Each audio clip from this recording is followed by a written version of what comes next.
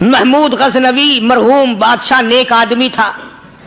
خواجہ ابو الحسن خرقانی رحمت اللہ علیہ کی خدمت میں آیا اور حضرت نے یوں پوچھ لیا, فرمایا محمود 2-4 دن پہلے بھی تو سنا تھا کہ تم ادھر آئے ہو, مجھ سے مل کے نہیں گئے؟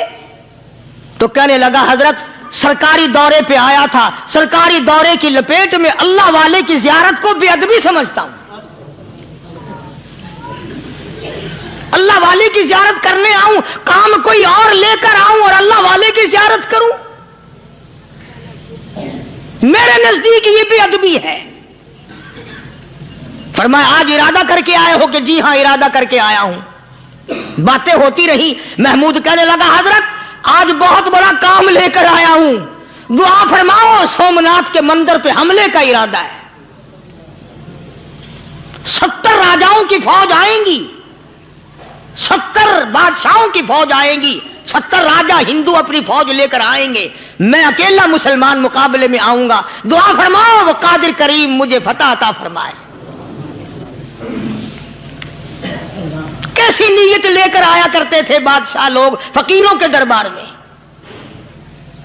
آج تو اگر کسی ولی کے پاس بھی جاؤ گے, میں نے مولانا عبید اللہ انور مدذلو سے پچھلے دنوں عرض کر دیا, میں نے کہا حضرت آپ اپنے گھر میں ہی رہتے ہیں, باہر نہیں نکلتے, کئی دن لوگوں کو نیکی ملے گی, زیارت ہوگی. تو فرمانے لگے قاری صاحب آپ کو کیا پتا ہے, بس اسی کام کے لیے لوگ آتے ہیں. ہماری اینٹ پر دو, ہم نے مکان بنانا ہے, ہمیں دکان کا تعویذ دے دو, ہمارے پیچھے دشمن لگ گیا, ہمارا مقدمہ ہو گیا. اور یوں تو کہنے کوئی بھی نہیں آتا, دعا کر دو اللہ میری قبر میں بھلائی فرما دے.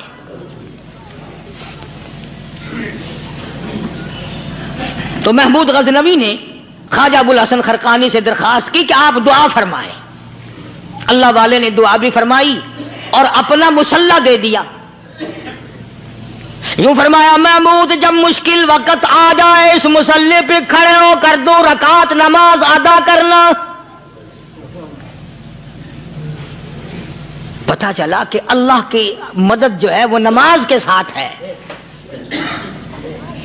میں تمہیں بھی بتاتا ہوں, ولی تو میں نہیں. جب بھی کوئی پریشانی آئے, جب بھی کوئی تکلیف آئے, فرمایا استعینوا بالصبر والصلاۃ, نماز پڑھو انشاءاللہ آسانی ہوگی. صبر کر, نماز پڑھ. ان اللہ مع الصابرین,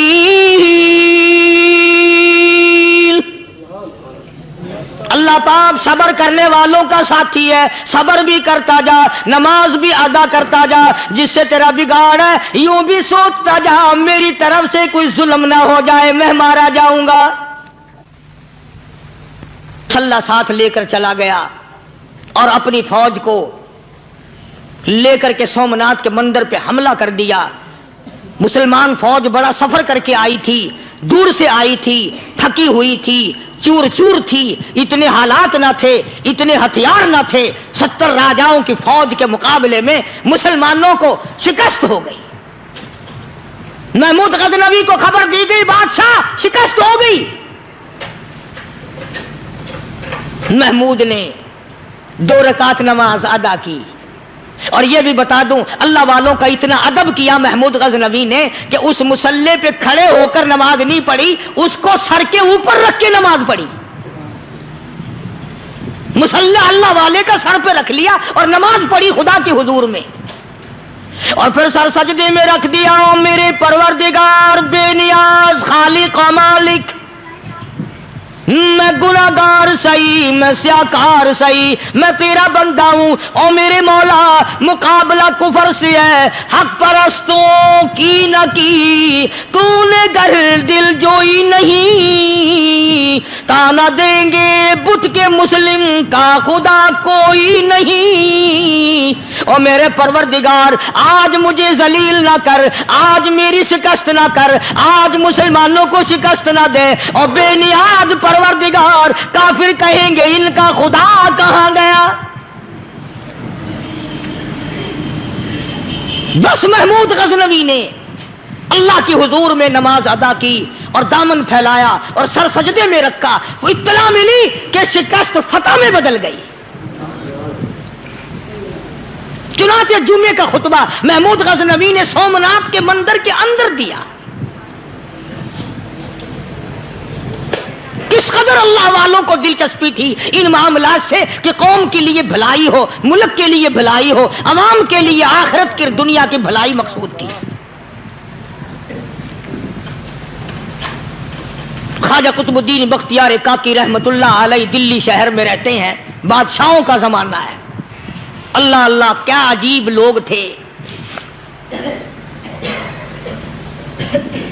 आज तो अच्छे भले दीनदार तबका नमाज पढ़ाने वालों को नमाज के, गुस्ल के, वुजू के मसाइल मालूम नहीं। दोस्तों ऐसा वक्त था सुल्तान सलाहुद्दीन खिलजी रहमतुल्लाह अलैह को बादशाह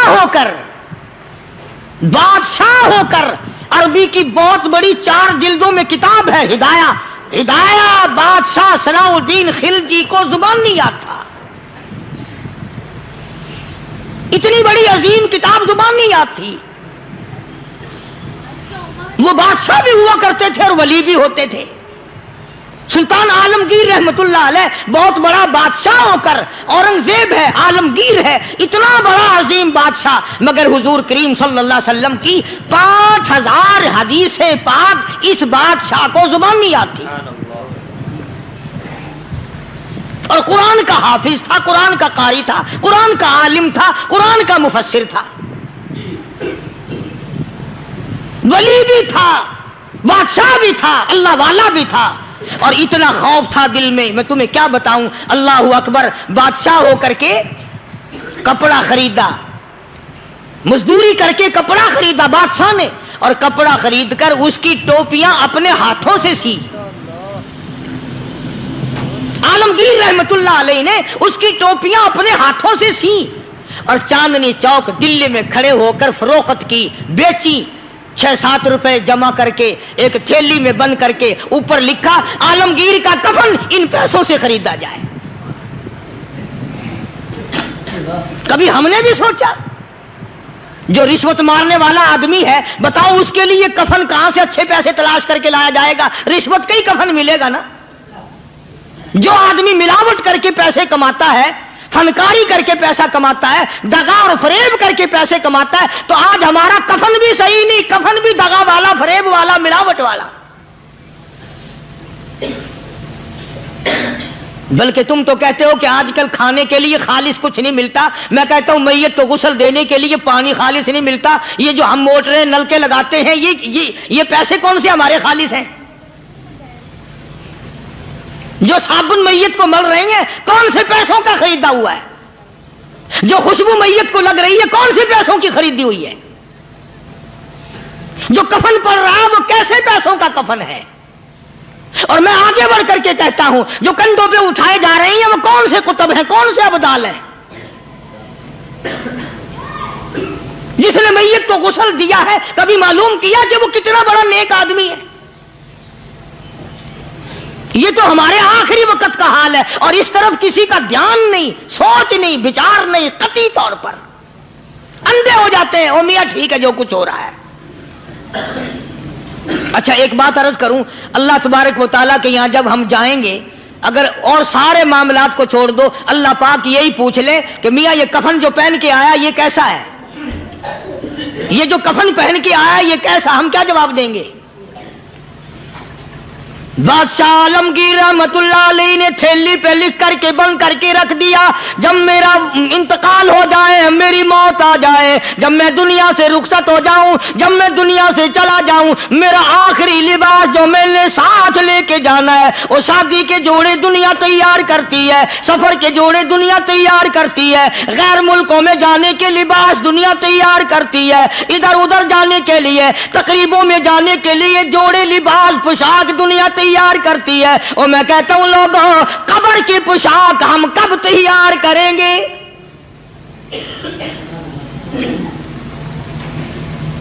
आलमगीर रहमतुल्लाह अलैह ने खुद अपने कफन का इंतजाम करके रख दिया। हमारे घरों में तो अगर कफन का जिक्र करो तो घर वाले भी मुंह बनाएंगे, छोड़ो तुमने कफन की बातें बनानी शुरू कर दी अभी से ही।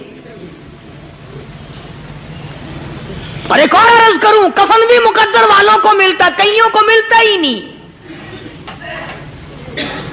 کفن نہیں ملتا، قبر نہیں ملتی، نماز جنازہ نہیں ملتی، غسل نصیب نہیں ہوتا، مقدری سودے ہیں، نہ یہ دولت سے بات بنتی ہے اور نہ یہ اقتدار سے بات بنتی ہے اور نہ یہ سرمایہ سے بات بنتی ہے، یہ تو تقدیروں کے مسئلے ہیں جو مالک نے اپنے ہاتھ میں رکھا ہے۔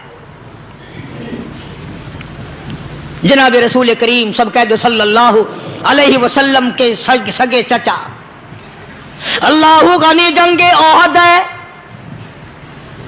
امام الانبیاء محبوب کبریا حضرت محمد مصطفیٰ صلی اللہ تعالی علیہ وسلم کو خبر دی گئی، آپ کی حالت بھی زخمی ہے، آپ کا چہرہ انور زخمی ہو گیا، آپ کے چہرے میں خود جو سر پہ اوڑھ رکھا تھا اس کے حلقے کڑیاں چہرے انور کے اندر چلی گئی، نکلتی نہیں، نکالنا چاہتے ہیں، نکلتی نہیں، نکالنے کی کوشش کرتے ہیں۔ ابو عبیدہ بن جراح رضی اللہ تعالیٰ عنہ نے دانتوں میں پکڑ کر وہ حلقہ زنجیر والا کھینچ لیا۔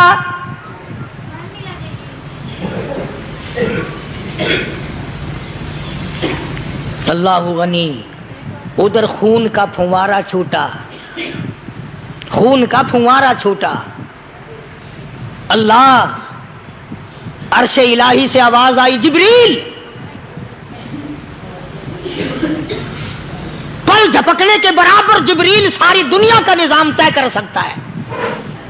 توجہ، اللہ نے آواز دی، جبریل، عرض کیا حضور، فرمایا یاد رکھ اگر میرے محبوب کا خون زمین پہ گر گیا تو پھر تو جبریل کا آئے گا۔ سدرۃ المنتہا سے سیکنڈ تو بڑی چیز ہوتی ہے، پل جھپکنے سے پہلے جبریل نے آ کر اس خون کو سنبھالا ہے۔ اتنی عظمت ہے سرکار مدینہ صلی اللہ علیہ وسلم کی، اللہ تبارک و تعالیٰ کے یہاں اور ہر پیغمبر کی۔ ابراہیم علیہ السلام کو وقت کے بادشاہ نے منجنیق میں بٹھا کر یوں آگ میں پھینک دیا، اس منجنیق میں سے، پنگوڑے میں سے خلیل نکل چکا، آواز آئی جبریل، جواب ملا حضور کہ میرا خلیل کو کیا ہوا؟ حضرت جبریل کو حکم ہوا، یاد رکھ اگر خلیل کا ایک بال بھی جل گیا تو جبریل کس کام کا؟ اللہ تبارک و تعالیٰ کے فرشتے نے پہلے پہنچ کر آگ پہ پڑ بچھا دیے۔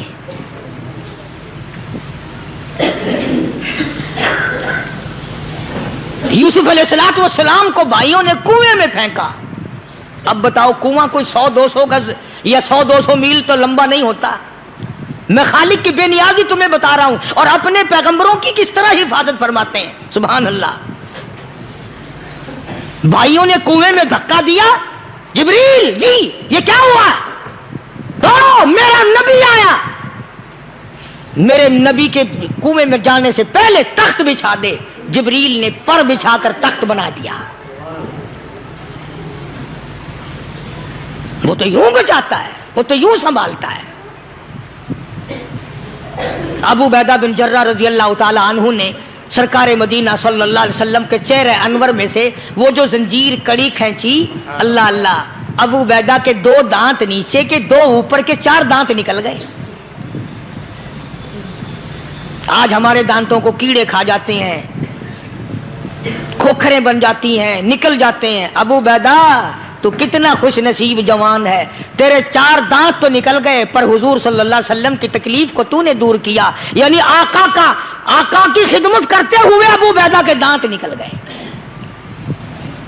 ادھر اپنی تکلیف ہے، ادھر پتا چلا کالی کملی والے صلی اللہ تعالی علیہ وسلم تیرے چچا کا حال ٹھیک نہیں۔ صلی اللہ علیہ وسلم بڑا صدمہ پہنچا، بڑا رنج پہنچا۔ ایک بات کرتا ہوں، توجہ کر کے لکھ کے لے جاؤ، کام آئے گی، بیٹیوں کو بتاؤ، بہنوں کو بتاؤ۔ سرکار کی نظر پڑی، سرکار کی نظر پڑی، حضرت صفیہ رضی اللہ تعالی عنہ، حضور کی بوا، حضور کی پھوپھی، حضرت زبیر رضی اللہ تعالی عنہ کی اماں، امیر حمزہ رضی اللہ تعالی عنہ کی بہن دوڑی دوڑی آتی ہے۔ پتا چلا نا مدینے میں کہ بھائی کا حال ٹھیک نہیں، شہید کر دیا گیا، عورت ذات دوڑی دوڑی آئی۔ حضور نے فرمایا زبیر کون عورت ہے، جا کے روکو، لاش کا حال ٹھیک نہیں۔ कपड़े फाड़ेगी, जजा फजा करेगी। मैंने सुना है लाश का हाल ठीक नहीं है। हजरत जुबैर ने आके रोका, करीब आकर पहचान लिया हजरत जुबैर की अम्मा थी। उन्होंने कहा अम्मा इजाजत नहीं, आगे ना जाओ। हजरत सफिया अरब की तकड़ी माई, मारा गुस्सा जुबैर को, ओ परे फेंक दिया। कहने लगी हट एक तरफ, मैं अपने भाई को देखने ना जाऊं। जुबैर को तो मुक्का मार के परे फेंक दिया। और लोगों तवज्जो करो, गुलाम आप भी बनते हैं, गुलाम मैं भी बनता हूं। खुदा की कसम टाइम पे गुलामी का पता चलता है। फिर जुबैर कहने लगा अम्मा हुजूर ने मना फरमाया, आगे ना जा, हुजूर ने मना फरमाया। खुदा की कसम जिम्मेदारी से कहता हूं, उलमा ने लिखा है हजरत सफिया ने जो पैर कदम आगे रखने के लिए उठाया हुआ था वो आगे नहीं रखा, पीछे हट के रखा है। मेरे नबी के फरमान के खिलाफ ना हो जाए, मेरे नबी के इरशाद के खिलाफ ना हो जाए। अगर खिलाफ हो गया तो मैं मारी जाऊंगी। और वहीं रुक गई, कहने लगी और जुबैर बेटे जाओ, मेरे महबूब सरकारे मदीना सल्लल्लाहु ताला अलैहि वसल्लम से जाके कहो मैंने लाश का हाल सुन लिया है, मुझे सब कुछ पता चल गया है। जाके कहो बेशक मैं औरत हूं लेकिन घबराऊंगी नहीं। जब से मैंने तेरा कलमा पढ़ा है मैंने सब्र करना भी सीख लिया है।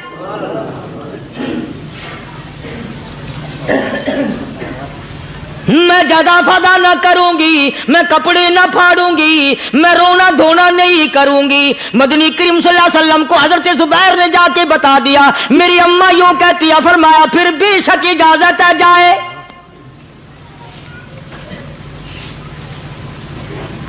आज की कोई माई होती इतना हाल देखकर भाई का ना जाने हार्ट फेल हो जाता।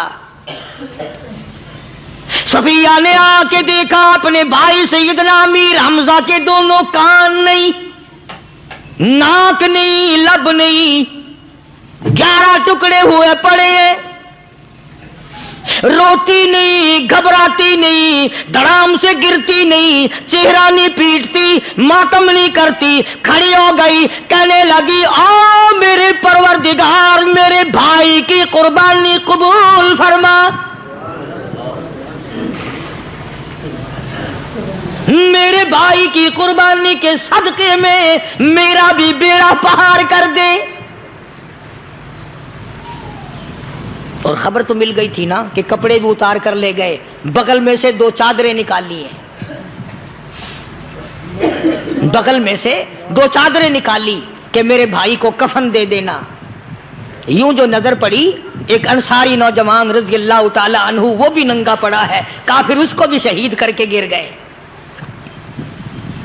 मुसलमानों जरा अंदाजा लगाओ, ये भी मुसलमान थे, ये भी नबी के आशिक थे, ये भी दीवाने थे। ऐसे वक्त में भला ऐसी बात किसको सूझे?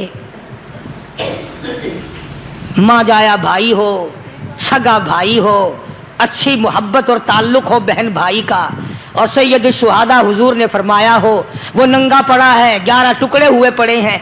ऐसे वक्त में ऐसी बात कौन सोचे? सफिया कहने लगी लोगों एक चादर उस भाई को दो जो मेरी माँ के पेट से पैदा हुआ, एक चादर इस भाई को दो जो मोहम्मद के कलमे ने मेरा भाई बना दिया है, जो मेरे नबी ने मेरे के कलमे ने मेरा भाई बना दिया है। कल क़यामत में खुदा ये ना फरमा दे सफिया कफन देने आई, खैरात देने आई तो अपने को दे के चली गई। अब उनमें एक चादर है छोटी और एक है बड़ी। फिर कहने लगी मेरी चादरें वापस कर दो, ऐसा ना हो मेरे भाई को बड़ी मिल जाए दूसरे भाई को छोटी मिल जाए। अल्लाह पाक कल ये ना फरमा दे अगर कफन देने भी आई तो अपने को बड़ी दूसरे को छोटी, ये अल्लाह की रज़ा वाला तो काम नहीं। कुर्रा अंदाजी की सगे भाई सैयदना अमीर हमजा रज़ी अल्लाह ताला अन्हु के हिस्से में छोटी चादर आई और उस अंसारी जवान के हिस्से में बड़ी चादर आ गई। चुनाचे जब मोहम्मद अरबी सल्लल्लाहु ताला अलैहि वसल्लम तशरीफ लाए तो हुजूर को इतना सदमा पहुंचा। मेरी मुस्तकिल कैसेट है सैयदना अमीर हमजा रज़ियल्लाहु ताला अन्हु के उन्वान पर, आप लोग उसे खरीद के सुने। तुम भी कहते हो कि हमने इस्लाम की बड़ी खिदमत की, हमने कुरान की बड़ी खिदमत की, हमने उलमा और तालिब इल्मों की बड़ी खिदमत की, हमने मस्जिद और मदरसों की बड़ी खिदमत की। मैं ये कहता हूं, आओ देखो तो सही कि इन हजरात ने कहां तक कुर्बानियां दी हैं। हुजूर नबी करीम सल्लल्लाहु ताला अलैहि वसल्लम जब अपने प्यारे चचा की लाश पे आए, चेहरे पे नजर पड़ी, दोनों लब नहीं। काली कमली वाले सल्लल्लाहु ताला अलैहि वसल्लम ने मुंह में झांक कर देखा तो जुबान नहीं। जरा नीचे को नजर की, पेट में जिगर और कलेजा नहीं, दोनों हाथ नहीं, दोनों कान नहीं। यह हाल देखकर हुजूर सल्लल्लाहु अलैहि वसल्लम को चक्कर आ गया, जमीन पे तशरीफ फरमा हो गए। और फिर बल्कि यहां तक लिखा है कि आपने यूं फरमाया, ओ मेरे मालिक, अगर सफिया माई मेरी बुआ फूफी यहां ना होती तो मैं ये टुकड़े भी ना उठाता। अगर तू यूं ही राजी है तो मैं भी यूं ही राजी हूं। और फिर जब उन टुकड़ों को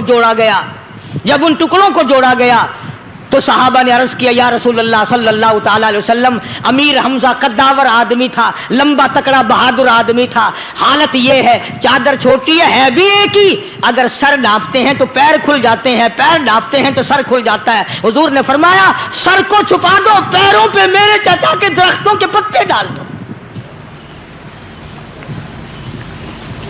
मैं ये अर्ज कर रहा था कि अल्लाह वाले हर वक्त में आदमी की इस्लाह की कोशिश करते हैं, उसे बनाने की कोशिश करते हैं, उसे समझाने की कोशिश करते हैं। अल्लाह तबारक व तआला हर मुसलमान को तौफीक दे कि वो अपनी जिंदगी भर अल्लाह वालों की खिदमत में जाने आने की, कुरान की खिदमत की हर वक्त प्रोग्राम बनाए, नीयत खैर रखे।